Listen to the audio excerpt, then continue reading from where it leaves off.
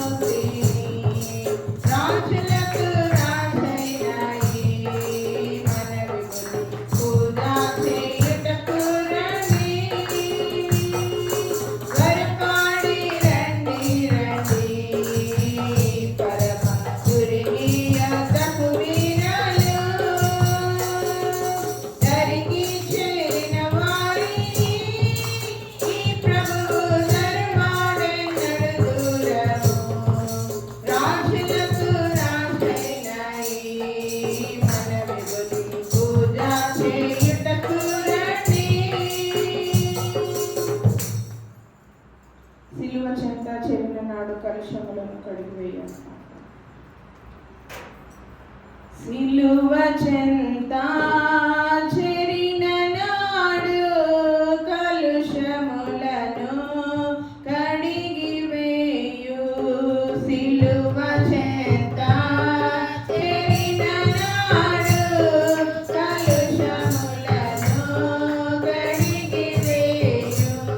పౌలువలెను శిలవలెను, పౌలువలెను శిలవలెను, సిద్ధపడిన భక్తుల చూచి, సిద్ధపడిన భక్తుల చూచి, సిలువ చెంత చెరిన నాడు కలుషములను కడిగివేయు.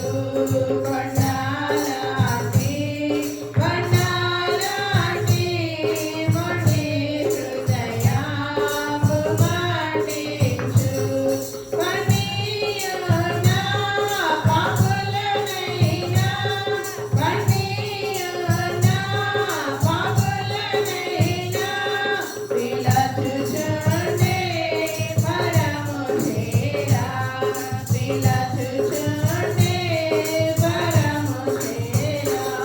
సిలువ చెంత చెరిన నాడు కలుషములను కడిగివేయు.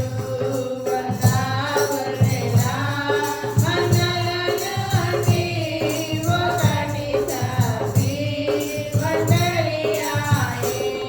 99 గొర్రెల విడచి, 99 గొర్రెల విడచి, ఒంటరి అయిన గొర్రెను వెదకి, ఒంటరి అయిన గొర్రెను వెదకి. సిలువ చెంత చెరిన నాడు కలుషములను కడిగివేయు. తప్పిపోయిన కుమారుడు తండ్రిని విడచి తరలిపోయే. తప్పు తెలిసి తిరిగి రాగా, తప్పు తెలిసి తిరిగి రాగా, తండ్రి అతని చేర్చుకొనెను, తండ్రి అతని చేర్చుకొనెను. సిలువ చెంత చెరిన నాడు కలుషములను కడిగివేయు. పాపిరావా పాపము విడచి పరిశుద్ధుల విందుల చేరా. పాపుల గతిని పరీక్షితిమా, పాపుల గతిని పరీక్షితిమా, పాతాళమే వరియతము, పాతాళమే వరియతము.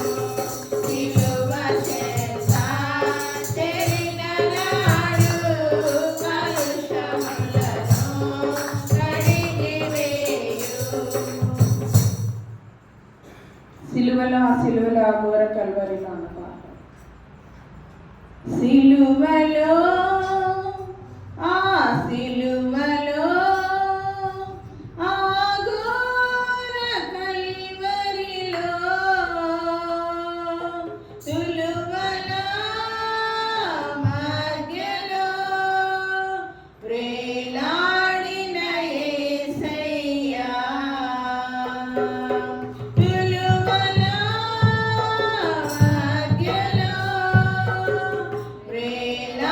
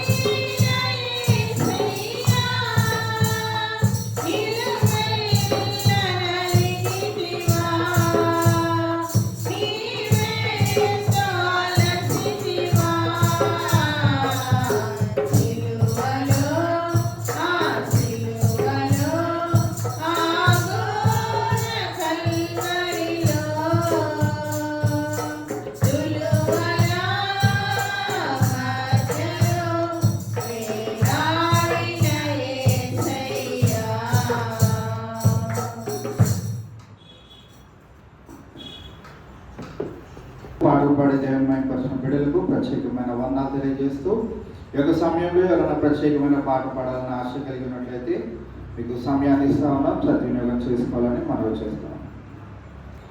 అందరికి వందనాలండి.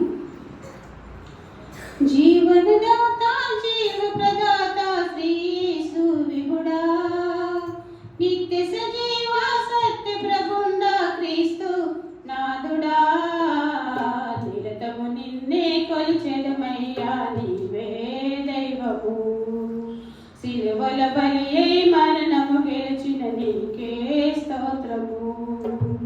జీవనదాత జీవ ప్రదాత శ్రీ యేసు విభుడా, నిత్య సజీవ సత్య ప్రబుండ క్రీస్తు నాదుడా, నిరతము నిన్నే కొలిచెదమయ్యా నీవే దైవము, సిలువల బలియే మరణము గెలిచిన నీకే స్తోత్రము. పేదల పాలిటి పెన్నిధి అయిన ప్రభువును జన్మించెను, కన్యకు జన్మించెను, దేవాది దేవుడు ప్రభువుల ప్రభువు భూమిలో జన్మించెను, కన్యకు జన్మించెను. నమ్మిన పాపికి రక్షణ నొసగిన, నమ్మిన పాపికి రక్షణ నొసగిన ప్రభునికి జయజయలు, నిరతము నిన్నే కొలిచెదమయ్యా నీవే దైవము, సిలువల బలియై మరణము గెలిచిన నీకే స్తోత్రము.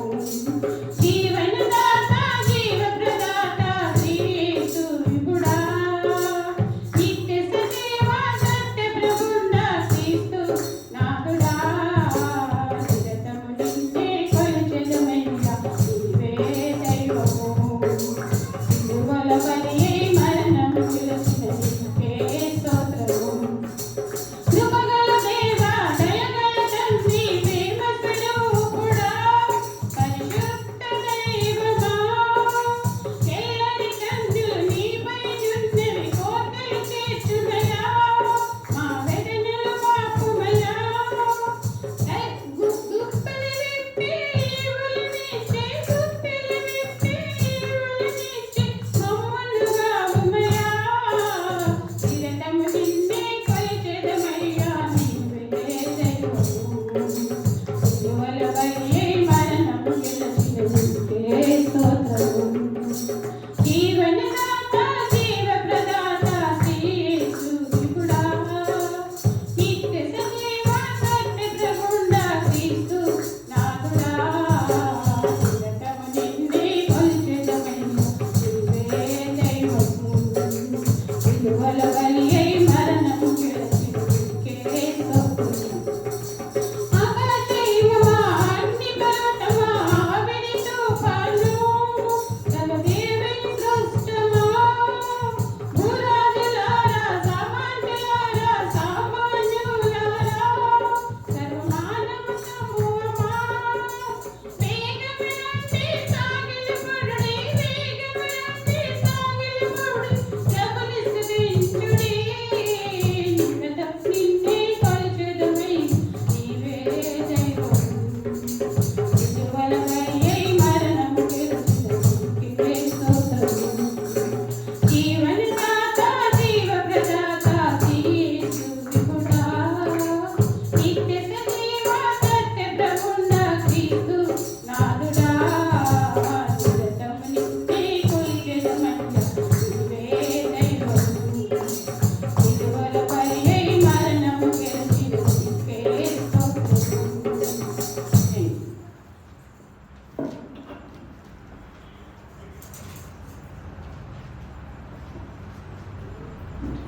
చక్కనటువంటి పాటను పాడి దేవుని మహిమపరిచిన సిస్టర్ రత్నమ్మ గారికి ప్రత్యేకమైన వందనాలు తెలియజేస్తా ఉన్నాం. ఈ యొక్క సమయంలో దేవుని యొక్క వాక్యాన్ని ధ్యానించుకోవడానికి మన హృదయాలను సిద్ధపరచుకుందాం. మరి దానికంటే ముందు మన మధ్యలో ఉన్న బ్రదర్ బోస్ గారు వచ్చి ప్రార్థన చేస్తారు. దాని తర్వాత దేవుని యొక్క వాక్యాన్ని విందాం. మహాపరిశుద్ధుడు మా తండ్రి, మీ పరిశుద్ధ పాదములకు స్తుతులు స్తోత్రములు. ఆయన గడిచిన కాలం అంతే, గడిచిన దినంలో మీరే మమ్మల్ని ప్రేమలో కాచి కాపాడే సజీవులకు వచ్చింది మీకు వేలాది వందనం చెల్లించుకుంటున్నాం. ఆయన శ్రమకాల రెండో రోజున మేమందరం సంక్రమ కూడుకుని మేము స్థితించి మోకం అవకాశం మీకు వేలాది వందనం చెల్లించుకుంటున్నాం. ఆయన మేమందరం ఉపవాసం ఉండి మీకు దగ్గరగా జీవన సహాయం తెచ్చేయమని మీరే మా తోడు నడిపించుకుంటున్నాం నాయన. మీరైతే మా కొరకు సిలువలో ఎన్నో ఇబ్బందులు పడ్డారు నాయన. మీరే మా కొరకు యొక్క దెబ్బ భరించి మా పాపం నిమిత్తం మీరు సిలువ వేయబడ్డారు నాయన. అందుకోసం మేము అందరం మీరు ఉపవాసం ప్రార్థన చేసుకోవడానికి మీరు మాకు సహాయం తెచ్చేయమని మీ సేవకులు మీ సిలువ పెట్టి మరపరుచుకొని మాకు ఆత్మీయ వాక్యం గురించి వాక్యం సత్యంలో మరొక సహాయం తెచ్చుకుంటున్నాం నాయన. ఆ వాక్యం మాకు మా జీవితంలో అనేక ఉపయోగకరమైన సహాయం తెచ్చేయమని, ఆ వాక్యం ద్వారా మేమందరం ఇంకా దగ్గర జీవి సహాయం తెచ్చామని, ఆత్మీయ బలపడ సహాయం కాచి కాపాడమని కోరుకుంటూ ప్రవేశనాలు బదిలవాడి స్థితిని జీవించుకుంటున్నాం తండ్రి. ఆమేన్.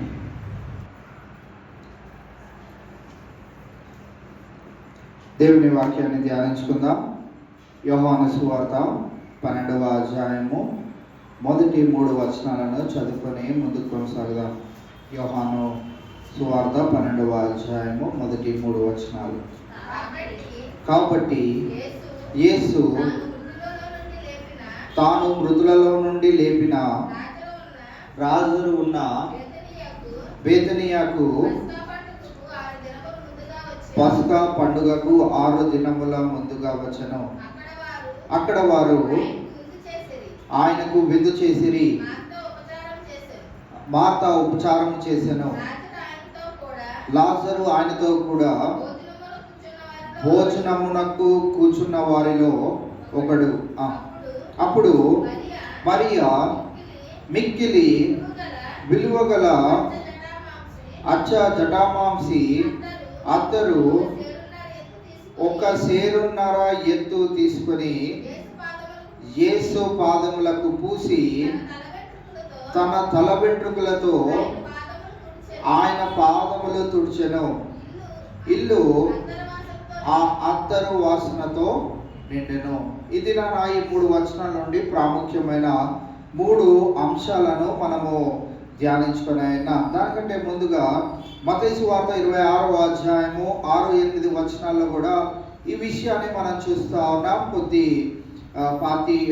కొద్దిపాటి డిఫరెన్సెస్తో మనం అక్కడ ఈ యొక్క వచనాలను చూస్తూ ఉన్నాం. మత్తయి సువార్త 26వ అధ్యాయము 6-8 వచనాలు చదువుదాం. యేసు బేతనియాలో కుష్టి రోగి అయిన సీమోను ఇంటనున్నప్పుడు ఒక స్త్రీ మిక్కిలి విలువగల అత్తరు బుడ్డి తీసుకొని ఆయన యొద్దకు వచ్చి ఆయన భోజనమునకు కూర్చుండగా దానిని ఆయన తల మీద పోసెను. చాలు అక్కడ వరకు చాలు. 7వ వచనం వరకు చాలు. కూర్చుండగా దానిని ఆయన తల మీద పోసెను. మార్కు సువార్తలోనికి వెళ్దాం. 14వ అధ్యాయము 3వ వచనం చదువుదాం. ఆయన బేతనియాలో కుష్టి రోగి అయిన సీమోను ఇంట భోజనమునకు కూర్చుండినప్పుడు ఒక స్త్రీ మిక్కిలి విలువగల అచ్చ జటామాంసి అత్తరు బుడ్డి తీసుకొని వచ్చి ఆ అత్తరు బుడ్డి పగులగొట్టి ఆ అత్తరు ఆయన తల మీద పోసెను. 3 సందర్భాలను 3 సువార్త పాఠ్య భాగాల్లో నుంచి మనం చదువుకొని ఉన్నాం. యోహాను సువార్తలో ఆ అత్తరు కాలు మీద పోసినట్లు చూస్తూ ఉన్నాం. మత్తయి అలాగే మార్కు సువార్తల్లో తల మీద పోసినట్లుగా చూస్తూ ఉన్నాం. అయితే తల మీద పోసినప్పటికీ కాళ్ళ మీద పోసినప్పటికీ ఇక్కడ 2 సువార్తల్లో ఒక స్త్రీ అనే విషయాన్ని చూస్తూ ఉన్నాం. యోహాను సువార్తలో ఆ స్త్రీ ఎవరు అనే విషయాన్ని అక్కడ గమనిస్తూ ఉన్నాం. ఈ యొక్క అంశాలను మన మధ్యలో ఉంచుకుంటూ ఈ దినాన దేవుడు మనకి ఇవ్వబోయే ఆ యొక్క సందేశాన్ని కనుక మనం గమనించగలిగినట్లయితే 12వ అధ్యాయము, మళ్ళీ యోహాను సువార్త 12వ అధ్యాయం మొదటి 3 వచనాల్లో ప్రాముఖ్యంగా 3 అంశాలను గమనిస్తా ఉన్నాం. మొట్టమొదటి అంశం ఏంటిది అని అంటే, కాబట్టి యేసు తాను మృతులలో నుండి లేపిన లాజరు ఉన్న బేతనియాకు, మృతులలో నుండి లేపిన. ఏం చూస్తా ఉన్నాం? ఆ యొక్క మాటలను బట్టి ఏం గమనించవచ్చు? ఒక అద్భుతాన్ని మనం అక్కడ చూస్తా ఉన్నాం. అద్భుతం ఏంటిది అని అంటే, మృతులలో నుండి ఒక వ్యక్తి లేపబడ్డాం. మృతులు అని అంటే మనం గమనించినట్లయితే ఆ రీతిగా మరి ఒక అధిపతి యొక్క కుమార్తెను కూడా దేవుడు లేపినట్లు మనం చూస్తా ఉన్నాం. అయితే ఈ లాజరుకు ఆ బిడ్డకు యొక్క ప్రత్యేకత ఏంటిది అని అంటే, లాజరు సమాధి చేయబడి ఉన్నాడు. సమాధిలో నుండి బయటికి రమ్మని యేసుక్రీస్తు ప్రభువారు సెలవు ఇవ్వడం మనం చూస్తా ఉన్నాం. ఈ 3 వచనాలలో యేసుక్రీస్తు ప్రభువారి యొక్క బలియాగమును గురించి మనము జ్ఞాపకం చేసుకుని ఉన్నాం. యేసుక్రీస్తు ప్రభువారు కూడా మృతులలో నుండి లేపబడిన వానిగా మనం అక్కడ చూస్తా ఉన్నాం. లాజరు కూడా యేసుక్రీస్తు ప్రభువారు లాజరు దగ్గరికి వచ్చినప్పటికీ 3వ దినం అయింది అనే విషయాన్ని కూడా మనం లేఖన భాగాల్లో చూస్తూ ఉంటాం. వీటన్నింటినీ యేసుక్రీస్తు ప్రభువారి యొక్క మరణ పునరుద్ధాలకు సాదృశ్యంగా మనం ఇక్కడ గమనిస్తా ఉన్నాం. కావున ఇవాళ మొట్టమొదటి ఈ యొక్క వచనంలో మనం ఏం గమనిస్తా ఉన్నామంటే, అద్భుతం యొక్క అద్భుతానికి సాదృశ్యం ఏంటి, లేకుంటే అద్భుతము దేన్ని సింబలైజ్ చేస్తా ఉన్నది అని అంటే, దేవుని యొక్క శక్తికి సాదృశ్యంగా ఉంటా ఉన్నది. దేవుని శక్తి ఎలాంటిది అని అంటే, అందరూ చేయవచ్చు. మోషే కాలంలో మరి కర్రను కిందకి విసిరినప్పుడు అది ఏమైంది, పాము అయింది. ఆ పాముని మళ్ళీ ఏం చేశారు, కర్రగా చేశారు. మోషే ఒకడే చేయగలిగాడా? లేదు. అక్కడ ఉన్న వేరే వారు కూడా, మాంత్రికులు కూడా ఆ పనిని చేయగలిగారు. అద్భుతాలు అని అంటే కేవలము దేవుని ద్వారా జరిగేవి. అందుకే ఇక్కడ అద్భుతము అనే ఒక పదానికి బైబిల్ గ్రంథం ఇస్తున్న సాదృశ్యం ఏంటిది అని అంటే, దేవుని యొక్క శక్తి. మృతులలో నుండి ఎవరు లేపిన వారు లేరు. అలా అనారోగ్యంతో పడకల మీద ఉన్న వారిని స్వస్థపరిచిన వారు పేతురు ఉన్నాడు, పౌలు ఉన్నాడు, యోహాను ఉన్నాడు, వీళ్ళందరూ ఉన్నారు. కానీ మృతులలో నుండి లేపగలిగిన శక్తి కేవలము మన దేవాది దేవుడు యేసుక్రీస్తు ప్రభువారికే ఉన్నదనే విషయాన్ని మనం ఇక్కడ గమనిస్తా ఉన్నాం. 11వ అధ్యాయం అంతా మనకి లాజరు చనిపోవడము, లాజరుకి మరి మార్తా మరియలకి అలాగే యేసుక్రీస్తు ప్రభువారికి ఉన్న ఆ సత్సంబంధం, ఆ యొక్క స్నేహ బంధం గురించి మనం ముందున్న 11వ అధ్యాయం అంతా మనం చూస్తూ ఉంటాం. అయితే ఈ 12వ వచనంలో మొట్టమొదటిగా మనం ఏం చూస్తా ఉన్నామంటే, అద్భుత కార్యాలు చేయగలిగే శక్తి కలిగిన దేవుడిని మనం ఇక్కడ చూస్తా ఉన్నాం. ఇవాళ నేను ఉపవాసం ఉండో, లేకుంటే ఈ 40 దినాలు దేవుని మందిరంలో గడపాలనో ఆశ కలిగి దేవుని దగ్గరికి వస్తున్నప్పుడు నువ్వు జ్ఞాపకం ఉంచుకోవాల్సిన ప్రాముఖ్యమైన విషయం ఏంటిది అంటే, నీవు వచ్చి ఆరాధిస్తున్న దేవుడు ఎటువంటి దేవుడు అనంటే శక్తి కలిగిన దేవుడు. ఆయనకి అసాధ్యమైనది ఏదియూ లేదు. చేయవలసింది ఏంటి, ఉండవలసింది ఏంటి అనంటే ఆశ, కోరిక. అయ్యా నేను బ్రతకాలి. అక్కడ లాజరు అయితే చనిపోయాడు, కానీ మార్తా మరియలకి ఏం ఆశ ఉంది, నా తమ్ముడు బ్రతికి ఉండేవాడయ్యా, నువ్వు కొంచెం ముందుగా వచ్చుంటే నా తమ్ముడు బ్రతికి ఉండేవాడు. ఆ ఆశ, కోరిక, వాంఛ ఎరిగిన యేసుక్రీస్తు ప్రభువారు ఏం చేశాడంటే తనను మృతులలో నుండి ఆయనకు ఒక్కడికి ఆ శక్తి ఉన్నదనే విషయాన్ని మనము గమనించవలసిన వారమై ఉంటాం. కావున అద్భుత కార్యము అంటే ఇక్కడ మనం ఏం చూస్తామంటే, అందరూ అద్భుతాలు చేస్తారు ఈ రోజుల్లో. మరి మనం యూదా పత్రికను ధ్యానిస్తూ వస్తా ఉన్నాం. వారు చేసే అద్భుతాలు కూడా మైమరిపించేటట్లుగా ఉంటాయి. వారు యేసు నామములోనే చేస్తారు, కానీ వారి అద్భుతాలు దేవునికి వ్యతిరేకంగా ఉంటాయి. ఎందుకు అనంటే వారి స్వలోభానికి వారు ఆలోచన చేసి ఆ అద్భుతాలను జరిగిస్తూ ఉంటారు. కావున ఈవేళ మనం వీటన్నింటినీ గమనిస్తూ వెళ్ళినట్లయితే అన్ని మతాలలో ఈ యొక్క స్వలోపానికి గురి చేసే అద్భుతాలను మనం చూస్తాం. కానీ దేవుని శక్తిలో ఉన్నటువంటి అద్భుతం ఏంటిది అంటే, మృతులలో నుండి ఆయన లేపగలుగుతాడు. యేసుకు ఏ శక్తి అయితే ఉన్నదో తండ్రి అయిన దేవునికి కూడా అదే శక్తి ఉన్నది అని ఈ రోజున పరిశుద్ధాత్ముడు మనలో ఉండి ఏ శక్తిని కలిగి ఉన్నాడు అని అంటే, ఆనాడు యేసుక్రీస్తు ప్రభువారు లాజరును లేపడానికి ఏ శక్తిని అయితే కలిగి ఉన్నాడో, తండ్రి అయిన దేవుడు యేసుక్రీస్తు ప్రభువారిని మృతులలో నుండి లేపడానికి ఏ శక్తి కలిగైతే ఉన్నాడో, ఈ రోజున మనలో ఉన్న పరిశుద్ధాత్ముడు మనకి కూడా కలుగు చేస్తున్న శక్తి ఎటువంటిది అని అంటే, నీకు ఒకవేళ ఆశ లేకుంటే ఆశా నిగ్రహము లేకుంటే ఆ వాంఛ, కోరిక ఇవైతే ఉన్నట్లయితే ఆ శక్తిని బట్టి నువ్వు అద్భుత కార్యములను చూడగలుగుతావు. మన బిడ్డలు చదువు ఈ ఎగ్జామ్స్ టైంలో వారు ఉంటూ ఉండగా మనకి దేవుడిచ్చిన ఆత్మ ఏంటిది అని అంటే, కోరిక ఏంటిది అని అంటే, నా బిడ్డ మంచి మార్క్స్తో పాస్ అవ్వాలి, మంచి మార్క్స్తో పాస్ అవ్వాలనే కోరిక మనము తీర్చాలి అని అంటే, లేకుంటే మన జీవితాలలో అది నెరవేర్చబడాలి అని అంటే, మొట్టమొదటిగా మనం కనుగొనవలసింది ఏంటి అని అంటే, నా దేవుడు ఎంత శక్తిమంతుడో కనుగొనాలి.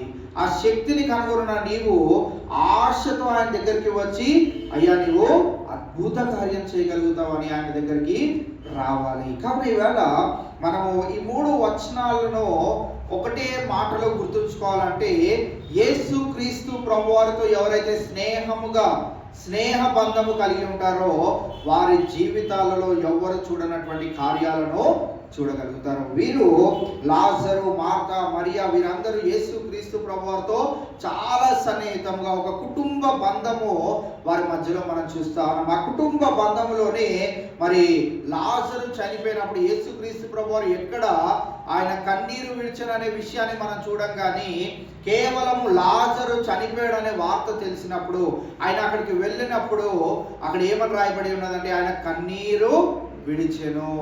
ఆయన చనిపోయే ముందు ఆ యొక్క గార్డెన్లోకి వెళ్ళి, గార్డెన్ అంటే ఏంటి,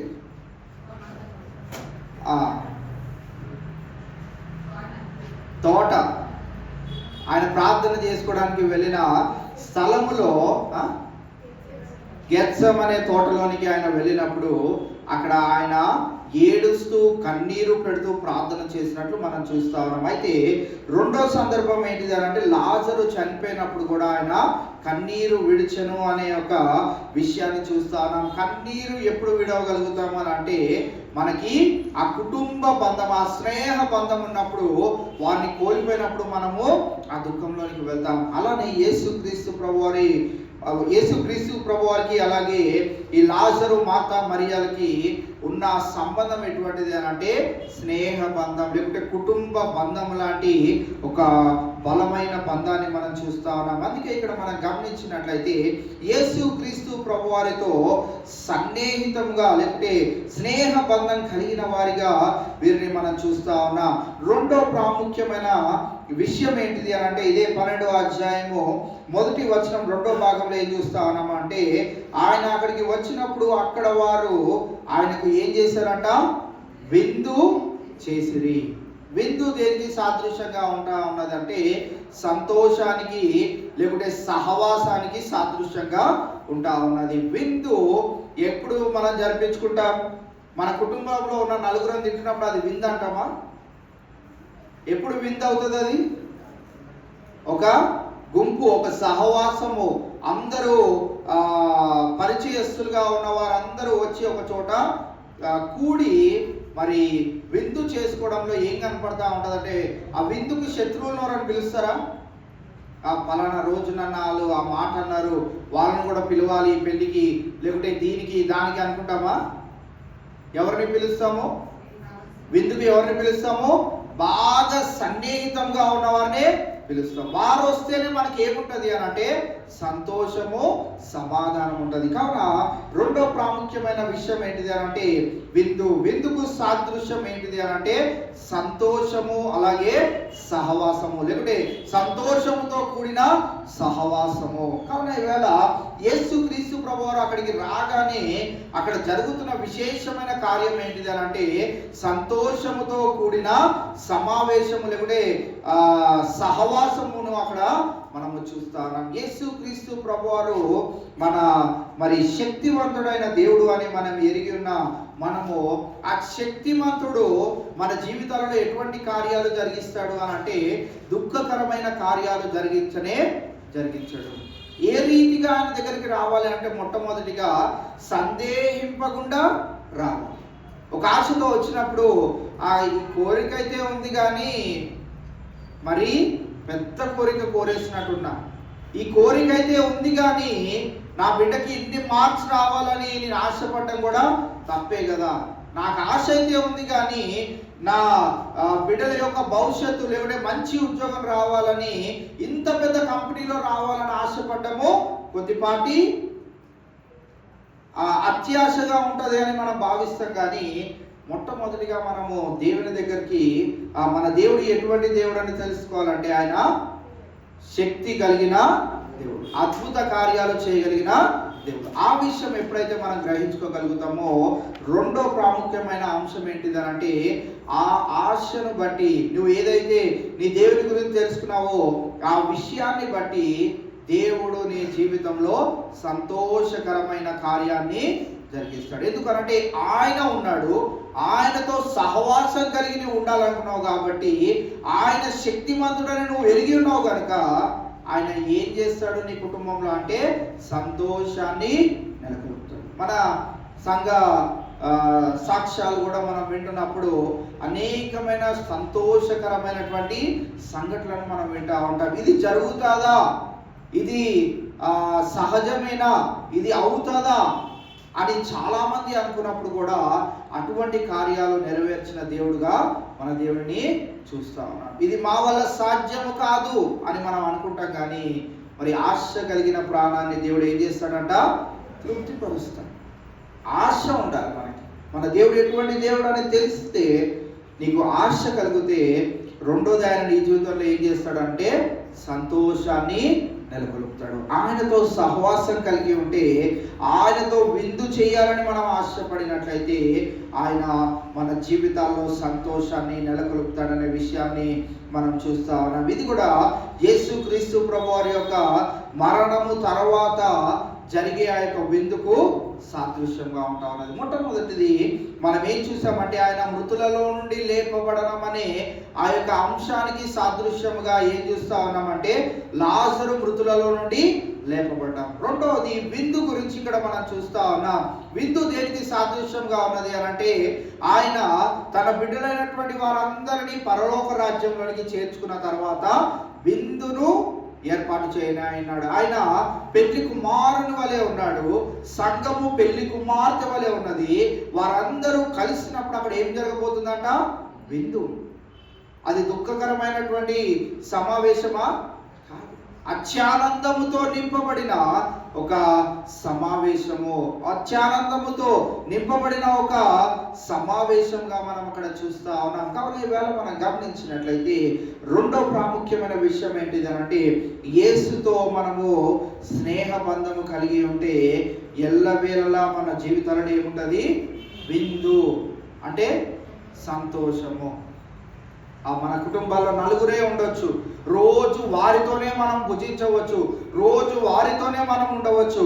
కానీ ఆ నలుగురితో పాటు ఇంకెవరున్నారని నువ్వు గ్రహించాలి అంటే యేసుక్రీస్తు ప్రభువారు ఆయన ఉన్నాడని నువ్వు గ్రహిస్తే ఎప్పుడు మన ఇంట్లో ఏముంటది?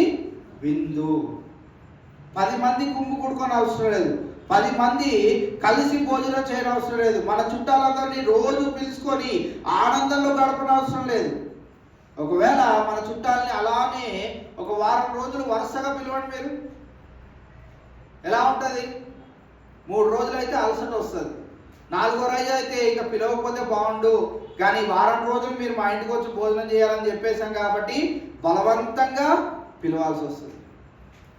కావున మనం గమనించినట్టయితే యేసుక్రీస్తు ప్రభువారితో సహవాసము, యేసుక్రీస్తు ప్రభువారితో విందు ఎటువంటిదిగా ఉంటుంది అని అంటే ఆయన మన ప్రతి ఒక్క అవసరతను ఎరిగిన వాడే, ప్రతి ఒక్క అవసరతను ఎరిగిన వాడే. మన కుటుంబాలలో కోల్పోయినటువంటి ఆ యొక్క సంతోషాన్ని మనకు అనుగ్రహించే దేవుడుగా ఉంటా ఉన్నాడు. కావున ఇవాళ మనం గమనించవలసిన రెండో ప్రాముఖ్యమైన విషయం ఏంటిదనంటే మన ఇంట్లో ఎల్లవేళలా విందు అనేది ఉండాలి.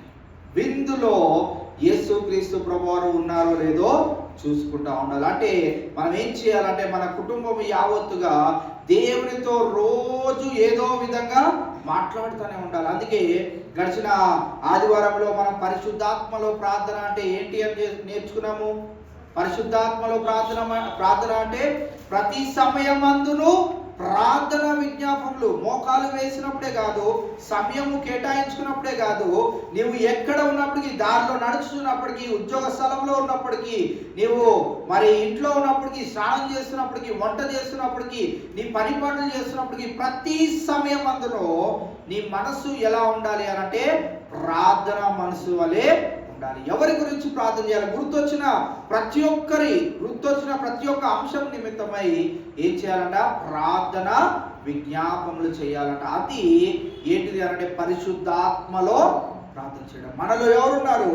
పరిశుద్ధాత్ముడు ఉన్నాడు.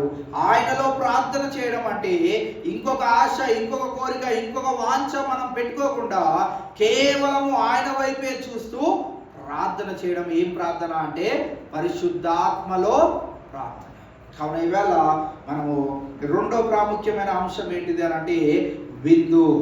విందు దేనికి సాదృశ్యంగా ఉంటా ఉన్నది? సంతోషముగా దేవునితో సహవాసముగా ఉండడము. మూడో ప్రాముఖ్యమైన విషయము మనం చూసినట్లయితే 3వ వచనాన్ని మనం చదువుకుందాం. అప్పుడు మరియా మిక్కిలి విలువ గల అచ్చ జటామాంసి అత్తరు ఒక సేరున్నర ఎత్తు తీసుకొని యేసు పాదములకు పూసి తన తల వెంట్రుకలతో ఆ పాదములో తుడిచెను. ఇల్లు ఆ అత్తరు వాసనతో నిండెను. మూడో ప్రాముఖ్యమైన అంశం ఏంటిదనంటే సువాసన. సువాసన చాలా విశేషమైన సంగతి. సువాసన యొక్క ప్రాముఖ్యతను మనం గమనించినట్లయితే పాత నిబంధన కాలంలోనికి మనం వెళ్తే దేవుడు బలి అర్పణలు చేయమన్నాడు. ఆయన కట్టిన ఆ యొక్క మందసము మీద మరి వధించిన ప్రతి దానిని వారు కాల్చినప్పుడు వచ్చే ఆ యొక్క పొగ దేవునికి ఇంపైన పరిమళ సువాసన వలె. దాంట్లో ఆయన ఏమేం గమనిస్తా ఉన్నాడు? ఆ పొగ, ఆ ధూపము అలా ఆకాశంలోనికి వెళ్తున్నప్పుడు ఆయన ఏం గమనిస్తా ఉన్నాడు అంటే ఫలానా వ్యక్తి తనను తాను తగ్గించుకొని బలి అర్పణ ద్వారా తన జీవితాన్ని మార్చుకోవడానికి సిద్ధంగా నా దగ్గరికి వచ్చాడు, నా బలిపీఠం దగ్గరికి వచ్చాడు. నేను కోరిన అర్పణను ఆయన ఇచ్చి ఉన్నాడు. దానిని ఏ రీతిగా మరి యాజకుడు చేయాలో ఆ యాజకత్వాన్ని జరిగించి ఉన్నాడు.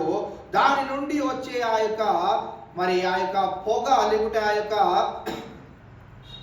ఆ యొక్క ధూపము నాకు ఎలా ఉందనంటే పరిమళ సువాసన వలె. ఆ కాలుస్తే ఏం వాసన వస్తుందండి? కంపు వాసన వస్తుంది కదా. అంటే దేవుడు అక్కడ రాయబడిన విషయం ఏంటిది అని అంటే దాని నుండి వచ్చే వాసన గురించి కాదు, కానీ వారు ఏ రీతిగా దేవుడు కోరిన అర్పణమును దేవుని మందిరానికి తీసుకుని వచ్చారో దానిని బట్టి అక్కడ తెలియచేయడము జరుగుతూ ఉన్నది. అక్కడ దేవుడు ఏదేదైతే కోరాడో దాన్ని వారు అక్కడ జరిగిస్తూ వస్తా ఉన్నారా? దేవుడు అడిగితే మాత్రం నేను చెయ్యాలా ఏంటి? అలా అన్నవారు కూడా ఉన్నారు. దేవుడు అడిగాడు, నా దగ్గర ఉన్నాయి, గొర్రెలు ఉన్నాయి, ఎద్దులు ఉన్నాయి, అన్నీ ఉన్నాయి, కానీ నేను అర్పించను అనేవారు కూడా ఉన్నారు. కానీ దేవుడు కోరిన వెంటనే అర్పించిన వారు కూడా కొంతమంది ఉన్నారు. యోబును మనం చూస్తూ ఉంటాం. ఆయన తన బిడ్డలు తెలిసి తెలియక ఏమైనా పాపము చేసి ఉండవచ్చేమో అని ప్రతిదినము, ఒకరోజు కాదు, 2 రోజులు కాదు, ప్రతిదినము అక్కడ వారికి యేసుక్రీస్తు ప్రభు వారి యొక్క ఈ బలియాగము, ఈ అర్పణల యొక్క ఆయన శిలువ త్యాగము వారికి లేదు కనుక యోబు ఏం చేసేవాడు అంటే రోజు దేవుని మందిరానికి వెళ్ళి వారు తెలిసి తెలియక చేసిన తప్పిదముల నిమిత్తమై ఆయన ఏం చేసేవాడంట? బలి అర్పణగా ఇచ్చేవాడంట. ఆయన దేవుని మందిరానికి రోజువారీగా వెళ్ళి ఆ యొక్క త్యాగాన్ని చేసేవాడంట. ఆ కాలంలోనే లేకుంటే ఆ పాత నిబంధన కాలం ఈ బలియాగాలు చేసే టైంలో కూడా కొంతమంది తృణీకరించి నేనెందుకు ఇవ్వాలి, నేనెందుకు చెయ్యాలి, నేను దేవునికి ఎందుకు అర్పణము చెయ్యాలి అని అన్నవారు కూడా ఉన్నారు. కానీ దేవుడు ఏమైతే కోరి ఉన్నాడో దానిని జరిగించిన వారికి దేవుడు ఆ రీతిగానే మేలు చేసినట్లుగా మనము చూస్తా ఉన్నాం. ఈ సువాసన దేనికి సాదృశ్యంగా ఉన్నది అని అంటే దేవునికి అలాగే ప్రజలకు మధ్యన ఒక మంచి సత్సంబానికి సాదృశ్యంగా ఉంటుంది. ఈ ధూపము మనము చూస్తూ ఉంటే ఒక మంటను మనము ఏర్పాటు చేసాము, దాంట్లో నుంచి వచ్చే పొగ ఎటు వెళ్తుందండి? ఎవరైతే కాల్చారో వాళ్ళ ఇంట్లోకి వెళ్తుందా? ఎక్కడికి వెళ్తుంది? పైకి వెళ్తూ ఉంటుంది. ఎక్కడికి వెళ్తుందని మన ఉద్దేశము? ఆకాశంలోనికి వెళ్తుంది అని ఉద్దేశం. ఆకాశంలో ఎవరున్నారని మనకు తెలుసు? దేవాది దేవుడు ఉన్నాడని తెలుసు. సో ఈ సువాసన, ఈ యొక్క ధూపము దేనికి సాదృశ్యంగా ఉంటా ఉన్నది అని అంటే మనకి కనిపించని దేవునికి, అలాగే మనం చేసిన బలియాగానికి రెండింటికి రిలేషన్, ఆ సత్సంగం కలిగించే విధముగా ఈ సువాసన అనేది ఉంటా ఉన్నది. సువాసన కూడా మనం గమనించినట్లయితే ఒకరు సెంటు కొట్టుకొని వచ్చారు అనుకోండి, సెంటు కొట్టుకున్నప్పుడు వారికి వాసన తెలుస్తుంది, కానీ కొద్దిసేపు అయినాక వారికి ఇంకా వాసన తెలియదు. ఎవరికి తెలుస్తుంది ఆ వాసన అంటే పక్కన వెళ్ళే వాళ్ళకి తెలుస్తుంది. అబ్బా మంచి సెంటు కొట్టుకొని వచ్చారండి అంటారు. వాళ్ళకి తెలియదు, అవునా నాకు వాసన రావట్లేదు అంటారు. కానీ పక్కన ఉన్న వాళ్ళకి ఏమొస్తుంది? వారు కొట్టుకున్న వాసన. దేవుడు కూడా మనకి కనిపించడు, ఈ సువాసన కూడా మనకి కనిపించదు, కానీ ఎదుటి వ్యక్తి ఏం చేస్తున్నాడంటే మీరు స్ప్రే కొట్టుకొని వచ్చారు. అలాగే మనకి కనిపించని దేవుడితో కూడా మనం చేసే ఈ యొక్క భక్తిని బట్టి ఏం చేస్తా ఉన్నామంటే, అయ్యా నా సువాసనను నీవు స్వీకరించు, ఈ పరిమళ సువాసన వలె ఈ యొక్క ఆరాధనను నీవు స్వీకరించు, ఈ ప్రార్థన ధూపమును నీవు అంగీకరించు, ఈ నైవేద్యములను నీవు అంగీకరించు, నా అర్పణములను నీవు అంగీకరించు అని మనము తెలియకుండానే దేవుడికి ప్రతి విధమైనటువంటి సువాసనను అందజేస్తా ఉన్నాం. అందుకే మనం గమనించినట్లయితే సువాసన దేనికి సాదృశ్యంగా ఉంటా ఉన్నదంటే దేవునికి, అలాగే మనుషులకు ఒక మంచి సత్సంబంధము కలిగించేదిగా ఉంటా ఉన్నది. అందుకే సువాసనలో మనం 3 విషయాలను చూస్తా ఉన్నాం. ఒకటి ఏంటిది అంటే పాత నిబంధన గ్రంథంలో వాళ్ళు బలి అర్పించిన తర్వాత ఆ ధూపంలో నుండి వచ్చే ఆ ఒకటి. రెండోదిగా మనం గమనించినట్లయితే యేసుక్రీస్తు ప్రభువారు సిలువలో మరణించిన తర్వాత, ఆయన ప్రాణమును విడిచిన తర్వాత ఆ చేసిన దేవుడు ఉద్దేశించిన కార్యమన్నిటిని సఫలపరిచిన ఆ యొక్క సువాసన. రెండో ప్రాముఖ్యమైన సువాసన ఏంటిదనంటే యేసుక్రీస్తు ప్రభువుని ఎందుకైతే దేవుడు భూలోకానికి పంపించాడో ఆ పనులన్నింటినీ ముగించి తన ప్రాణమును ఏ రీతిగా అయితే కోరి ఉన్నాడో ఆ రీతిగానే సిలువలో అర్పించి, అందుకే మనం చూస్తాం కదా ఈ యేసుక్రీస్తు ప్రభువారు 7 మాటలు మాట్లాడుతున్నప్పుడు ఆయన దేన్ని తొలగించాడు అంటే తన ప్రాణమును విడవ కదా ఆయన ఏం తొలగించాడు అంటే అడ్డు తెరను తీసివేశాడు. అంటే నీ ప్రార్థన డైరెక్ట్గా ఇప్పుడు ఎక్కడికి చేరుతుంది? తండ్రికి. ముందుగా మనం ఏం చేయాలి అని అంటే పాత నిబంధన యేసుక్రీస్తు ప్రభువు రాకముందు వరకు మన ప్రార్థనలు ఎలా ఉండేవి అని అంటే మన బలి అర్పణల ద్వారా మన ప్రార్థనలు, మన పశ్చాత్తాపాలు, మన పాపం యొక్క విడుదల వాటన్నింటినీ మనం చూసేవారం.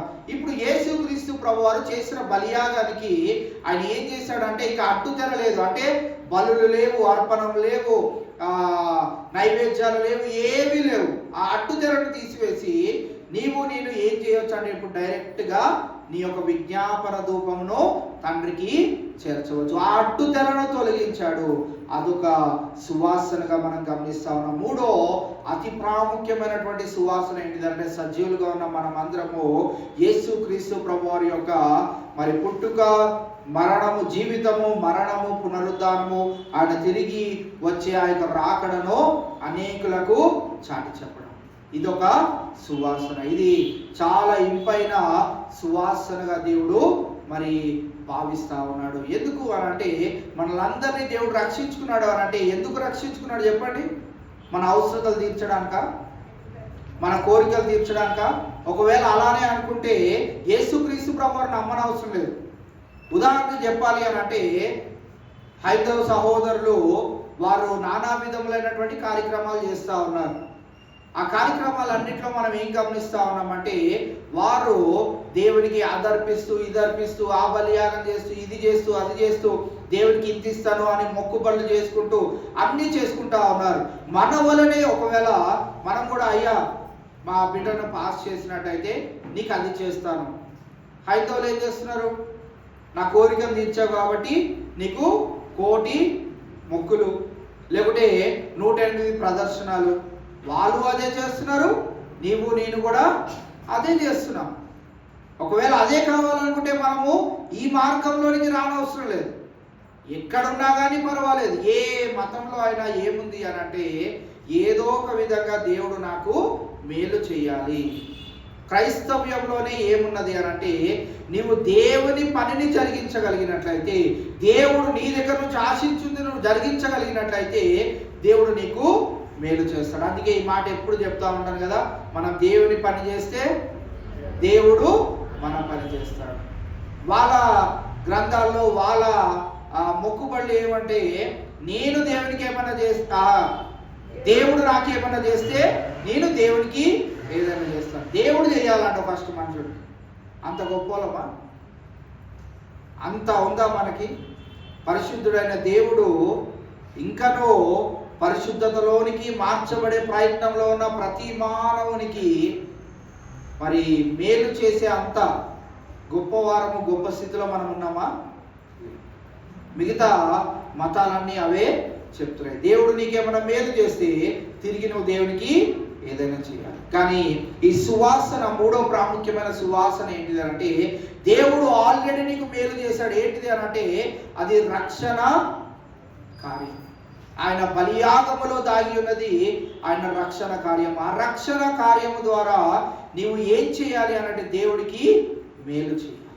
అదే ఈ మూడో ప్రాముఖ్యమైన విషయాన్ని మనం చూస్తా ఉన్నాం. Sharing good news of Jesus Christ. ఈ సువాసనలో మూడో ప్రాముఖ్యమైన అంశం ఏంటిది అంటే, యేసు క్రీస్తు ప్రభువారి యొక్క మరి ఈ శుభవచనమును ఈ లోకానికి చాటి చెప్పే సువాసనగా మనం అందరము ఉండాలి. సెంట్ కొట్టుకుంటే మనకి తెలియదు, కానీ ఎదుటి వారికి మనం కొట్టుకున్నామని ఎలా అయితే తెలుస్తుందో, మన జీవిత విధానాన్ని బట్టి నన్ను యేసు క్రీస్తు ప్రభువారు ఏ రీతిగా రక్షించుకున్నాడో అది మనం చెప్పకయే మన జీవితం ద్వారా వారికి రుజువు చూపెడుతున్నాం.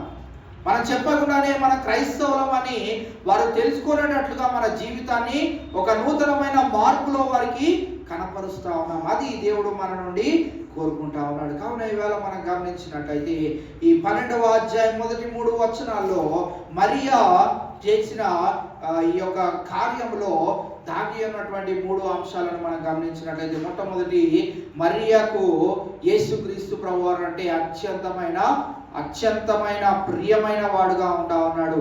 అనగా తన భక్తిని ఆమె కనపరుస్తున్నట్లుగా మనము చూస్తా ఉన్నాం. అక్కడ మనం చూసినట్టయితే తన భక్తిని ఏ రీతిగా కనపరుస్తా ఉన్నది అని అంటే, మార్త ఉపచారము చేసెను, లాజరు ఆయనతో కూడా భోజనమునకు కూర్చున్న వారిలో ఒకడు. అప్పుడు మరియా మిక్కిలి విలువ గల అచ్చా జట మాంసి అత్తరు 100 ఎత్తు తీసుకొని, మాత ఏం చేస్తా ఉన్నది? ఉపచారం చేస్తా ఉన్నది, ఏదో పనిలో ఉంటా ఉన్నది. మరియా యేసుక్రీస్తు ప్రభువారు వచ్చాడని తెలియగానే ఆమె ఏం చేసిందంటే, తన భక్తిని కనపరచడానికి పరుగులు పెట్టుకుంటే ఆయన పాదాల దగ్గరికి వచ్చింది. దాంట్లో ఏమి దాగి ఉన్నదని మనం గమనించవచ్చు అంటే, మరియాకు యేసుక్రీస్తు ప్రభువారు అంటే ఎంతో ప్రియమైన వారిగా అక్కడ గమనిస్తా ఉన్నది. మరి స్నేహితుడైనప్పుడు కాళ్ళ దగ్గర కూర్చొనే అవసరం లేదు, కానీ ఆయనలో ఉన్నటువంటి దైవత్వాన్ని ఎరిగి ఉన్న మరియా ఏం చేసిందంటే, ఆయన దగ్గరికి, ఆయన పాదాల దగ్గరికి వచ్చి తన ప్రేమను వెల్లడిపరచడానికి, తన భక్తి పార్వశములను కనపరిచినట్లుగా మనము చూస్తా ఉన్నాం. రెండో ప్రాముఖ్యమైన విషయం ఏంటిది అని అంటే, మరియా యొక్క సాక్రిఫైస్ అంటే త్యాగమును మనం చూస్తా ఉన్నాం. ఏంటి త్యాగం అంటే, విలువైనది దేవునికి ఇవ్వడం మనం అక్కడ చూస్తా ఉన్నాం. అక్కడ 100 ఎత్తు అంటే సేరున్నర ఎత్తు అని అంటే అది 0.5 లీటర్స్. చాలా విలువైన ఈ యొక్క జటామాంసి అత్తరు ఎక్కడ ఉండేదంట తెలుసా? చాలా విశేషమైన సంగతి ఇది. ఈ అత్తరు ఇది ఎక్కడ దొరుకుతుంది అని అంటే, హిమాలయ పర్వతాల దగ్గర ప్రత్యేకముగా దొరికేదంట. చాలా విలువైనది, చాలా విశేషమైనటువంటి ఈ యొక్క అత్తరును ఆమె ఏం చేసిందంటే, యేసయ్యను చూసింది, తన ప్రేమను భక్తి రూపంలో కనపరిచింది. వెంటనే చాలా విలువైనది అక్కడ కింద మనం చూసినట్టయితే, ఇస్కరియోతు యూదా అంటాడు, చాలా విలువైనది, పేదలకు ఇవ్వచ్చు కదా, నువ్వు ఎందుకు అనవసరంగా దానిని ఈ రీతిగా పాడు చేశావు? ఏమీ ఆలోచించలేదు. దేవునికి ఇచ్చే దాంట్లో ఏమీ ఆలోచించకుండా ఆయన దగ్గరికి వచ్చినప్పుడు దాన్ని పగలగొట్టి దానంతా తీసుకొని వెళ్ళి మరి మత్తయి అలాగే మార్కులో ఏం చూస్తామంటే తల మీద నుంచి దానిని పోసినట్లుగా మనం చూస్తాం, కాలు మీద దానిని పోసినట్లుగా మనం చూస్తాం. ఒక 0.5 లీటర్స్ చాలా విలువైనది, చాలా డబ్బుతో కూడుకున్నది ఏం చేసిందంటే సింపుల్గా యేసుక్రీస్తు పాదాల మీద ఆమె కుమ్మరించినట్లుగా మనము చూస్తా ఉన్నాం. రెండవ ప్రాముఖ్యమైనది ఏంటి అని అంటే మరియా సాక్రిఫైస్ అనేది మనం అక్కడ చూస్తా ఉన్నాం. మూడవ ప్రాముఖ్యమైన విషయం ఏంటిది అని అంటే మరియాస్ వర్షిప్. తన యొక్క ఆరాధన ఏ రీతిగా ఉన్నది అని అంటే ఇల్లంతా సువాసనతో నింపబడి ఉన్నది. మన ఇల్లు కూడా సువాసనతో నింపబడి ఉండాలి. ఏ సువాసనతో? ఎవరైనా గెస్ట్ వస్తున్నారంటే రూమ్ ఫ్రెషనర్, ఎయిర్ ఫ్రెషనర్ కొడతాం, లేకుంటే లైజాలో ఏదో మంచి సువాసన వచ్చేది తీసుకొని వచ్చి ఇల్లంతా మాప్ పెడతాం. ఎందుకు పెడతాము? వాళ్ళు రాగానే రీఫ్రెష్మెంట్. మనం కూడా ఎప్పుడైనా హోటల్ కానీ ఏదైనా షాపింగ్ మాల్స్ కానీ వెళ్ళినప్పుడు వారు కూడా ఏం చేస్తారంటే మంచి సెంట్ ఒకటి అలా వదులుతూ ఉంటారు. దేనికి చేస్తూ ఉంటారు అని అంటే రాగానే ఒక కొత్త రీఫ్రెష్మెంట్. అలసిపోయి వెళ్ళినా కానీ మయా ఆ అనుభూతి మన జీవితాల్లో కూడా అనుదినం ఉండాలంటే హమ్మయ్య అనుకున్నట్టే ఉంటుందా మన జీవితం? రోజు ఈరోజు ఎంత కష్టంగా గడిచిందో, రేపు ఇంకా ఎంత కష్టంగా గడుస్తుంది, ఇలానే మనం బ్యాక్వర్డ్ వెళ్ళిపోతూ ఉంటాం. కానీ యేసు క్రీస్తు ప్రభువారి యొక్క ఆరాధనలో మరియా ఉంటూ ఆమె ఇల్లంతటిని ఏ రీతిగా మార్చుకుందంటే సువాసనగా మార్చుకుంది. యేసు క్రీస్తు ప్రభువారితో సహవాసము మన ఇల్లంతా కూడా సువాసనతో మార్చబడుతుంది. ఏ సువాసన అంటే ఆయన ఇందాక మనం చూసుకున్నాం కదా, sharing good news of Jesus Christ. Yesu Kristu ప్రభువారి యొక్క ఈ శుభవచనంలో ఈ సువార్తను నీవు అనేకులకు చాటి చెప్పడం వలన నీ ఇల్లు ఎలాగ మార్చబడుతుంది అంటే ఒక సువాసన వలె, ఒక పరిమళ సువాసన వలె అది మార్చబడుతుంది. అందుకే యేసు క్రీస్తు ప్రభువారితో స్నేహం అనేది చాలా విశేషమైనది. ఎందుకు అని అంటే ఇప్పుడు ఒక వచనం చెప్తున్నాను. యోహాను సువార్త 15వ అధ్యాయం 13వ వచనం. ఇదే ఒకటే వచనం చదువుకొని ముగించుకుందాం. యోహాను 15వ అధ్యాయము 13వ వచనం. తన స్నేహితుల కొరకు తన ప్రాణము పెట్టువాని కంటే ఎక్కువైన ప్రేమ గలవాడును ఎవడునో లేడు. తన స్నేహితుల కొరకు ప్రాణం పెట్టాడు. లాజరు, మరియా, మార్తానే కాదు, తన యేసుక్రీస్తు ప్రభువారి యొక్క స్నేహితులు. ఎవరిని స్నేహితులుగా భావించాడు అంటే ఈ లోకం అంతటిలో ఉన్న మానవాళి కొరకై, ఆయన చనిపోయిన తర్వాత కూడా మరి పుట్టబోయే మానవాళి అందరి కొరకై ఆయన ఏం చేశాడు? తన ప్రాణమును పెట్టి ఏమి చాటి చెప్పాడంటే ఈ లోకానికి ఒక స్నేహితుడు ఎవరు, లేకుంటే ఒక గొప్ప స్నేహితుడు ఎవరు అని అంటే తన ప్రాణానికి సైతము తెగించి తన ప్రాణమును వేరే వాని కొరకు మరి పెట్టడము, తన స్నేహితుల కొరకు తన ప్రాణము పెట్టువాని కంటే ఎక్కువైన ప్రేమ గలవాడు ఎవడునో ఎవ్వరు చేయనటువంటి గొప్ప త్యాగము యేసుక్రీస్తు ప్రభువారు నీ కొరకు నా కొరకు చేస్తున్నాడు. తన స్నేహ బంధము మన పట్ల ఏ రీతిగా ఉన్నదో కనపరిచినట్లుగా మనం చూస్తా ఉన్నాం. కావున ఇవాళ మనము ఈ యోహాను 12 మొదటి 3 వచనాలను ధ్యానించుకొని ఉన్నాం. ఆ వచనాల్లో ఉన్నటువంటి అద్భుతమైన విషయాలను మనం చూసాం. మొట్టమొదటిది ఏం చూసామంటే అద్భుతము. దానిలో దేవుని శక్తికి సాదృశ్యంగా దానిని చూస్తా ఉన్నాం. విందు దేవునితో సంతోషకరమైనటువంటి సహవాసానికి సాదృశ్యంగా ఉండడం మనం చూస్తా ఉన్నాం. సువాసన దేవునికి అలాగే మనకి మధ్యన ఉండే సత్సంబంధాన్ని గురించి మనం జ్ఞాపకం చేసుకుని ఉన్నాం. మరియా ఏ రీతిగా తన మరి భక్తిని, తన సాక్రిఫైస్ని, అలాగే తన యొక్క ఆరాధనను దేవుని పట్ల కనపరిచిందో మనం చూసుకొని ఉన్నాం. కావున మనం కూడా ఆ రీతిగా మన జీవిత విధానంలో ముందుకు కొనసాగలిగినట్లయితే మరి దేవుడు అనేకమైన మేళ్లను మన జీవితాల్లో జరిగిస్తాడు. ఆ రీతిగా ఈ 40 దినాలు మనం ఉపవాసం ఉన్నా లేకపోయినా ఈ విషయాల మీద జాగ్రత్తగా గమనించండి. అయ్యో ఈ 40 దినాలు ఉపవాసం లేను, దేవుడు నా మొర ఆలకిస్తాడో లేదో కాదు.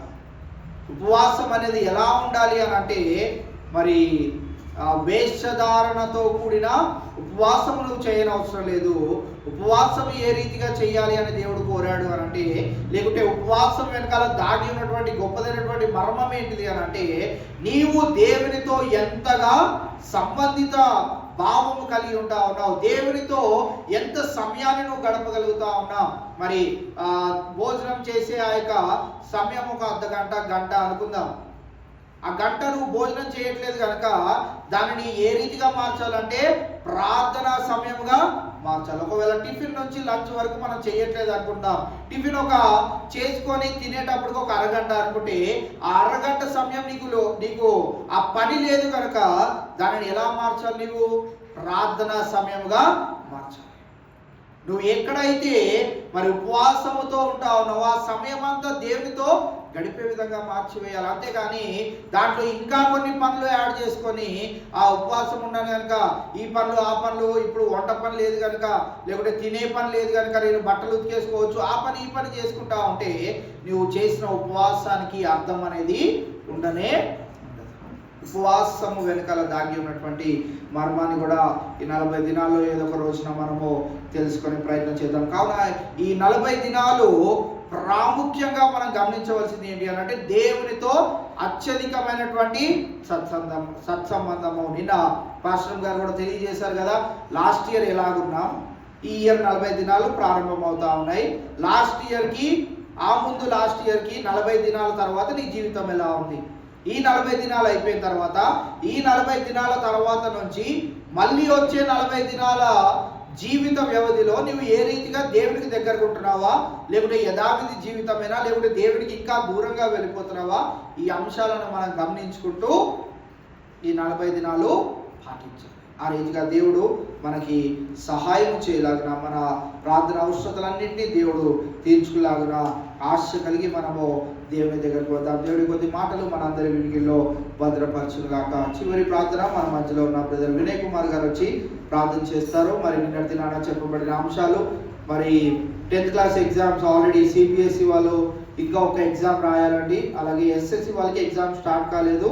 10th క్లాస్ బిడ్డల గురించి ప్రార్థన చేద్దాం. అలాగే intermediate first year second year already start అయిపోయినాయి, ఆ బిడ్డల కొరకు కూడా ప్రార్థన చేద్దాం. అలాగే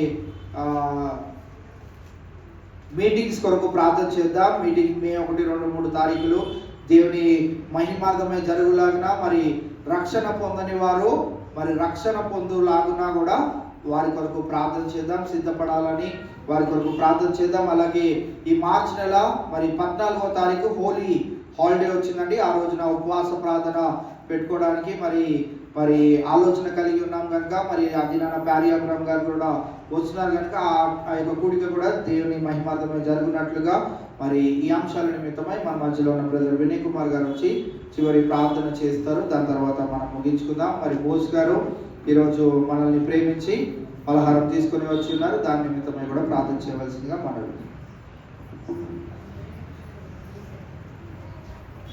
ప్రార్థన చేసుకుందాం. మహాపరిశుద్ధుడును మహాగణుడు మా ప్రియ పరలోకపు తండ్రి, మీ పరిశుద్ధమైన ఘనమైన నామమును బట్టి మీ కొందనాలు స్తోత్రాలు చెల్లించుకునిచున్నాం ప్రభువా. అయ్యా, మరి 2025 సంవత్సరము ప్రభువా మరొక మాసంలో మమ్మల్ని ప్రవేశపెట్టి ప్రభువా అయ్యా, మరి మా జీవితాల్లో అనేక శ్రమ దినాలు, అనేక శిలువ ధ్యానాలు మరి జరిగిపోయినప్పటికీ ప్రభువా, మరి ఆయన 2025 సంవత్సరంలో ప్రభువా మరి యొక్క శ్రమ దినాల నుంచి యొక్క శిలువ దిన ధ్యానాలు ప్రభువా ధ్యానించుకోవడానికి మా సంఘానికి ఆయుధపరిచిన విధానాన్ని బట్టి నీ కొందనాలు స్తోత్రాలు చెల్లించుకునిచున్నాం ప్రభువా. అయ్యా, మరి శిలువ ధ్యానాల్లో ప్రభువా మేమందరము కూడా నిన్ను స్తుతించడానికి, నిన్ను మహింపరచడానికి, నిన్ను ఆరాధించడానికి ప్రభువా నీవు మాకు ఇచ్చిన గొప్ప ధన్యతను బట్టి నీ కొందనాలు స్తోత్రాలు. అయ్యా ప్రభువా, మేము ఏనాయన మరి గడిచిన దినాల్లో ప్రభువా మరి మా జీవితాలను ఏ విధముగా మలుచుకున్నామో నీకు తెలుసు ప్రభువా. అయ్యా, మరి ఈ యొక్క శిలువ ధ్యానాల్లో కూడా ప్రభువా ఇంకను కూడా నాయన మేము ఇంకా ప్రభువా నీకు దూరస్తులము లేవంటే నాయన మరి ఈ 40 దినాల్లో ప్రభువా మమ్మల్ని మేము పురుకొల్పుకుంటూ ప్రభువా అయ్యా నీ సన్నిధిలో ప్రభువా మా జీవితాలను మేము మలుచుకుంటూ ప్రభువా ముందుకు సాగే కృపను మాకు దయచేయమని అడుగుతున్నాను ప్రభువా. అయ్యా నిన్నటి దినాన్న ప్రభువా మరి నాయన బుధవారము కనుక ప్రభు మరి నీ బిడ్డని దాసరాన్ని నిలబెట్టుకుని ప్రభు నువ్వు వాడుకున్న విధానాన్ని బట్టి నీకు వందనాలు స్తోత్రాలు చెల్లించుకునిచున్నాం. మరి సెకండ్ డేలో కూడా ప్రభు మరి నీ దాసుని నిలబెట్టుకుని ప్రభు ఆయన మరి చక్కటి మాటల ద్వారా మమ్మల్ని బలపరిచిన విధానాన్ని బట్టి నీకు వందనాలు స్తోత్రాలు ప్రభు. మరి యోహాను సువార్త 12వ అధ్యాయం మొదటి 3 వచనాల ద్వారా మమ్మల్ని బలపరిచిన విధానాన్ని బట్టి నీకు వందనాలు స్తోత్రాలు చెల్లించుకునిచున్నాం ప్రభు. మరి నాయన లాజరు ప్రభు మరి మృతుల్లో నుండి లేపిన తర్వాత అయా నువ్వు చేసిన అద్భుత కార్యాన్ని ప్రభు మరి వారి జ్ఞాపకము చేసుకుని నువ్వు శక్తిమంతుడైన దేవుడు, జీవము కలిగిన దేవుడు ప్రభు, నువ్వు బలమైన దేవుడు అని వారి నాయన గుర్తెరిగి ప్రభు నిన్ను ఏ విధముగా నాయన స్తుతించారు, నిన్ను ఏ విధముగా ఆరాధించారు కుటుంబం అంతా నాయన మరి నాయన నీ దాసుని ద్వారా తెలుసుకుంటే నాయన మాకు తెలియపరిచావు. నిజమే ప్రభు మా జీవితాల్లో నాయన అనేక అద్భుత కార్యాలు చేసావు.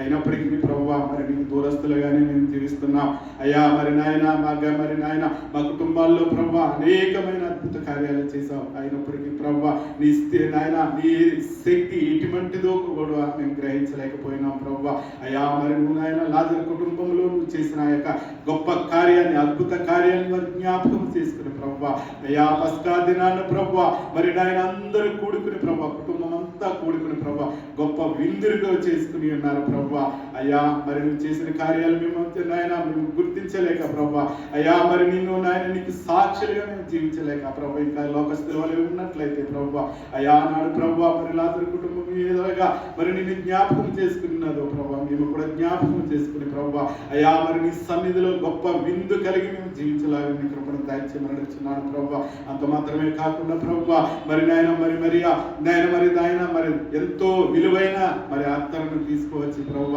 అయ్యా. మరి నీకు నాయన మరి నీ పాదాల చెంతకు నీ పాదాల మీద పూసినట్లుగా మాకు తెలియపరిచావు ప్రభు. అందరి బట్టి నీ వందనాలు స్తోత్రాలు చెల్లించుకునిచున్నాం అయ్యా. గొప్ప సహవాసాన్ని ప్రభు కుటుంబం అంతా కూడా గొప్ప సహవాసంతో కలిగి ఉన్నారు ప్రభు. అలాగే ప్రభు మరి దినాను ప్రభు నీ సన్నిధిలో ప్రభు నీ దాసుడి ద్వారా తెలియపరిచిన 3 మాటలను బట్టి నీ వందనాలు స్తోత్రాలు చెల్లించుకునిచున్నాం అయ్యా. మరి ఆ మాటల ద్వారా నాయన మేము నాయన నీవు గొప్ప దేవుడు అని తెలుసుకుని అయ్యా గొప్ప విందులో మేము కూడా జీవించాలని తెలుసుకుని అయ్యా. మరి ఆ విందులో మేము జీవించడమే కాదు కానీ ప్రభు అనేకులను ప్రభు సమకూర్చి సహవాసంతో నీ సన్నిధిలో ముందుకు కొనసాగే భాగ్యాన్ని మాకు దయచేయమని అడుగుతున్నాం. వాక్యం ఉన్న ప్రతి బిడ్డను కూడా పేరు పేరు జ్ఞాపకం చేసుకోండి ప్రభు. చేసుకుని ప్రభు ప్రతి ఒక్కరు కూడా అయ్యా మరి నీ కార్యాలను జ్ఞాపకం చేసుకుంటూ నీ విందులో పాలు పొందుతూ అనేకులతో సహవాసం కలిగి ముందుకు సాగిపోయే బిడ్డలుగా ఉండటానికి కృపను దయచేయండి. ఇటు రీతిగా ప్రభు మమ్మల్ని బలపరిచిన ప్రతి మాటను బట్టి నీ వందనాలు స్తోత్రాలు చెల్లించుకుంటున్నాం. అదే రీతిగా ప్రార్థన అవసరం కలిగిన ప్రతి కుటుంబాన్ని కూడా పేరు పేరు జ్ఞాపకం చేసుకోమని అడుగుతున్నాం. మరి ఈ సంవత్సరంలో ప్రభు 10th క్లాస్ ఎగ్జామ్స్ రాసిన బిడ్డలు ఉన్నారు ప్రభు. నాయన సిబిఎస్ఈ సిలబస్ నాయన మరి ఎగ్జామ్స్ రాసి ఉన్నారు ప్రభు. ఇంకా 2 ఎగ్జామ్స్ ఉన్నాయి ప్రభు. బిడ్డలు రాసిన ప్రతి బిడ్డలు కూడా పేరు పేరు జ్ఞాపకం చేసుకోమని అడుగుతున్నాం. ఇంటర్మీడియట్ ఎగ్జామ్స్ రాస్తున్న బిడ్డలు జ్ఞాపకం చేసుకోమని అడుగుతున్నాను ప్రభు. ముఖ్యంగా ప్రభు నీ ప్రియ బిడ్డ నాయన అమూల్యం జ్ఞాపకం చేసుకో ప్రభు. మరి బిడ్డ ఎగ్జామ్స్ రాస్తుండగా ప్రభు ఎంట్రన్స్ ఎగ్జామ్స్ కూడా రాయడానికి సిద్ధపడుతుండగా ప్రభు మంచి బలమును శక్తిని మంచి జ్ఞానమును బిడ్డకి దయచేయమని అడుగుతున్నాం. అలాగే ఇంకా ఎవరైతే ప్రభు ఎగ్జామ్స్ కి నాయన సిద్ధపడి ఉన్నారో వారందరినీ కూడా జ్ఞాపకం చేసుకొని నాయన ఎల్కేజీ నుండి పీజీ వరకు రాస్తున్న బిడ్డలందరినీ కూడా పేరు పేరు జ్ఞాపకం చేసుకుని ప్రభు నీ సన్నిధిలో ప్రభు మరి నాయన మంచి నాయన ఆనందాన్ని పొందుకునే కుటుంబాలుగా బిడ్డలుగా ఉండడానికి కృపను దయచేయమని అడుగుతున్నాం ప్రభు. అయ్యా మరి ఇప్పుడు వచ్చిన ప్రతి బిడ్డలు కూడా పేరు పేరు జ్ఞాపకం చేసుకొని సహాయం దయచేయండి అయ్యా. ఈ శ్రమ దినాలన్నీ కూడా ప్రభు ఎవరు కూడా ప్రభు మరి నాయన క్రమం తప్పకుండా ప్రభు అయ్యా మరి నీ అద్భుత కార్యాలు ఆయన మా పట్ల చేసావు కనుక ప్రభు అయ్యా నువ్వు మాకు ఇచ్చిన గొప్ప తరుణాన్ని ప్రభు మేము నాయన మరి నాయన దినదినము దానిని వినియోగించుకుంటూ ప్రభు నీ సన్నిధిలో ముందుకు కొనసాగే భాగ్యాన్ని అనేకులతో నాయన కూడా మరి సంఘాన్ని బలపరచమని అడుగుతున్నాం. అదే రీతిగా ప్రభు సంఘ కార్యక్రమాలన్నీ కూడా జయకరంగా జరిగించండి అయ్యా. మీ నెలలో జరిగిన మీటింగ్స్ నిమిత్తం కూడా నీ పాద సన్నిధిలో జ్ఞాపకం చేసుకుంటున్నాం ప్రభు. నీ సేవకులను సిద్ధపరచండి. అలాగే ప్రభు మీటింగ్స్ 3 దినాలు కూడా ప్రభు జయకరంగా జరుగులాగును ప్రభు. మరి అనేకులుగా ప్రభు మరి వచ్చి ప్రభు మరి ఆ మీటింగ్స్ ప్రభు మరి ఆ మీటింగ్స్ నిమిత్తం ప్రార్థన చేసే వారిగా ఉంచమని అడుగుతున్నాను ప్రభు. అదే రీతిగా ప్రభు ఇంకా ఎవరైతే ప్రభు ప్రార్థన అవసరత కలిగి ఉన్నారో ప్రభు వారందరినీ కూడా పేరు పేరు జ్ఞాపకం చేసుకోండి బలహీన జ్ఞాపకం చేసుకోండి, అనారోగ్యం ఉన్న వారిని జ్ఞాపకం చేసుకోండి అయ్యా. మరి ఇంకా ఉద్యోగాల కొరకు ఆశపడుతున్న వారిని జ్ఞాపకం చేసుకోండి ప్రభువా. ఇటు రీతిగా ప్రభువా మా సంఘాన్ని ప్రభువా బలపరచని రీతిని బట్టి మీకు వందనాలు స్తోత్రాలు చెల్లించుకుంటున్నాం. అదే రీతిగా ప్రభువా మా సంఘ నాన్న ప్రభువా మా సంఘాన్ని ప్రేమించి ప్రభువా మరి నాయన పలహారాన్ని తీసుకొచ్చిన ప్రభు బోస్ గారి కుటుంబాన్ని జ్ఞాపకం చేసుకోండి, వారి పిల్లలను కూడా జ్ఞాపకం చేసుకోండి అయ్యా. మరి ఇటు రీతిగా ప్రభువా మరి పిల్లలకి ఇచ్చిన ధన్యతను బట్టి మీకు వందనాలు స్తోత్రాలు చెల్లించుకుంటూ అయ్యా మమ్మల్ని మేము తగ్గించుకుంటూ నీ నామాన్ని హెచ్చిస్తూ త్వరలో రానున్న నజరేయుడు యేసు నామమున అడిగి వేడుకొనిచున్నాము తండ్రి, ఆమేన్. రెండో దినాన్ని కూడా దేవుడు మరి ఈ రీతిగా చక్కగా పూర్తి చేసిన విధానాన్ని బట్టి దేవునికి వర్ణాలు తెలియజేసుకుంటూ ఎవరైనా ఆశ కలిగి మరి దేవుని యొక్క వాక్యాన్ని అందజేయాలని మరి ప్రేరేపించబడినట్లయితే ప్రార్థనాపూర్వకంగా మీరు ముందుకు రావాలని మీకు ఆహ్వానాన్ని సంఘం తెలియజేస్తూ ఉన్నది కనుక మీరు సిద్ధపడి మరి అట్లీస్ట్ పాటలన్నా పాడండి. మేము ఏది పాడం, కుర్చీలో కూర్చుంటాం మళ్ళీ ఇంటికి వెళ్తాం అన్నట్టున్నారు. చెప్పాల్సింది చెప్పి ఊరుకుంటే చాలు అన్నట్టు కాదు, అలా కాదు. 40 దినాలు ఉపవాసంలో ఉంటే ఇంకా బలము, ఇంకా శక్తి, ఇంకా ఆరోగ్యవంతులుగా మనం కనిపించాలి. మేము ఉపవాసంలో ఉంటున్నామండి అందుకే పాట పాడట్లేదు అంటే పాట పాడడంలో నీకు పోయేది ఏం లేదు. దేవుని మందిరం వరకు వచ్చేవాళ్ళంటే ఇంకా దేవునితో ఉన్నట్లే, దేవుడి శక్తిని నువ్వు అనుభవిస్తున్నట్లే. కావున మరి వాక్యాన్ని అందజేయాలనుకున్న వారు సిద్ధపడండి, మీ పేర్లు ఇవ్వండి, మీకు ఏదో ఒక దినాన సమయం కేటాయించబడుతుంది. అలాగే పాటలు కూడా పాడడానికి మరి సిద్ధపడి రావాలని మీకు మరి ఒకసారి మనవి చేస్తూ మరి పోస్ట్ గారు తీసుకొచ్చిన యొక్క పలహారాన్ని మీరు అందరూ తీసుకొని మీ గృహాలకి వెళ్ళవలసిందిగా మీకు ప్రభు పేరట మనవి చేస్తూ ఈ కూడిక ఇంతటితో ముగిసిందని కూడా తెలియజేస్తాను. Thank you.